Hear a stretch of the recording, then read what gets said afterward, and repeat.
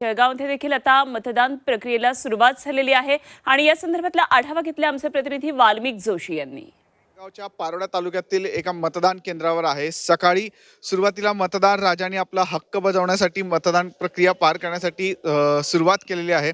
आपण बघू शकतो या ठिकाणी सकाळच्या सुमारामध्ये मतदान राजा जो आहे मतदान केंद्रावर येतो आहे आणि आपला मतदानाचा हक्क बजावतो आहे। एकंदरीत जळगाव लोकसभेचा विचार कधी केला तर जळगाव लोकसभेचा भाजपाच्या स्मिता वाघ व वर्सेस उद्धव ठाकरे गटाचे करण पवार असा हा सामना आहे। तर दुसरीकडे बघायला गेलं तर रावेर लोकसभेमध्ये रक्षा खडसे ह्या भाजपाच्या उमेदवार आहेत, तर त्यामध्ये त्यांच्या विरोधात जे आहे श्रीराम पाटील अशी ही लढत पाहायला मिळते। एकंदरीत या लढतीमध्ये बघायला गेलं तर महत्त्वाची जे आहे मंत्री गिरीश महाजन यांची प्रतिष्ठा पणाला लागलेली आहे। एकंदरीत आज जे मतदान केंद्र आहे, मतदान राजा जो आहे आज सकाळी मतदान बजावण्याचा हक्क बजावतो। आपण या दृश्यातून बघू शकतो ते की या ठिकाणी शासकीय कर्मचारी देखील बसलेला आहे, ते प्रत्येक मतदान करणाऱ्यांची माहिती घेतात व माहिती देतात आहे।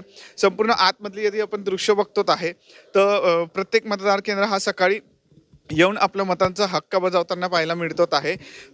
आज संपूर्ण ही प्रक्रिया जी आहे मतदानाची ही सकाळी 7 वाजेपासून तर संध्याकाळी 5 वाजेपासून आहे।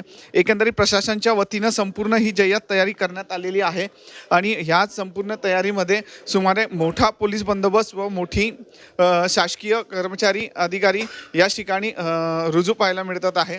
एकंदरीत संपूर्ण परिस्थिती जी आहे ह्या जळगाव जिल्ह्या व रावेर मतदारसंघाची आहे आणि यंत्रणा देखील सज्ज झालेली आहे।